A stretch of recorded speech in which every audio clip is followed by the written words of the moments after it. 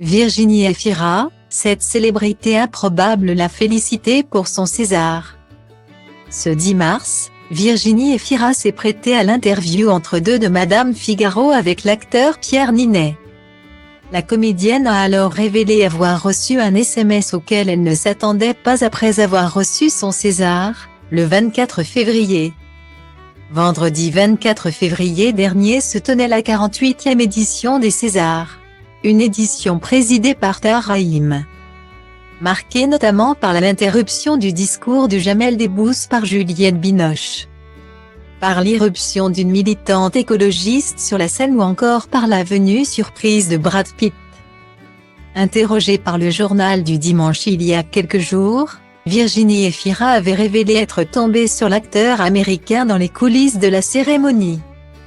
Ça m'a fait bizarre de voir Brad Pitt arriver en coulisses et me dire Virginie, Grete aussi comme si j'étais la voisine qu'il croisait tous les jours. Il est allé dîner au Fouquet avec tout le monde après la cérémonie, on aurait dit un jeune espoir du cinéma français. A-t-elle confié avant de révéler qu'elle avait été mise au courant de sa venue avant les autres, je l'ai appris peu de temps avant la cérémonie. J'ai trahi le secret juste pour le dire à ma mère car je savais qu'elle saurait se taire. Cependant, ces Césars 2023 resteront mémorables pour Virginie Efira pour une autre raison.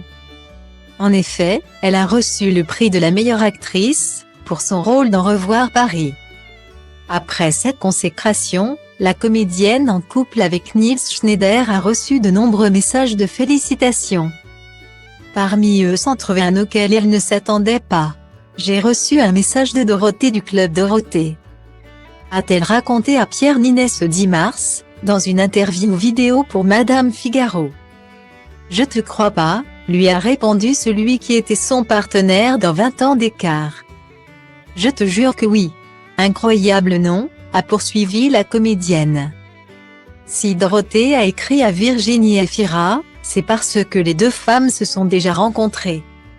Je l'avais vue une fois au concert de Chantal Goya, a-t-elle dit en riant avant d'ajouter, non mais en fait j'étais folle de Dorothée.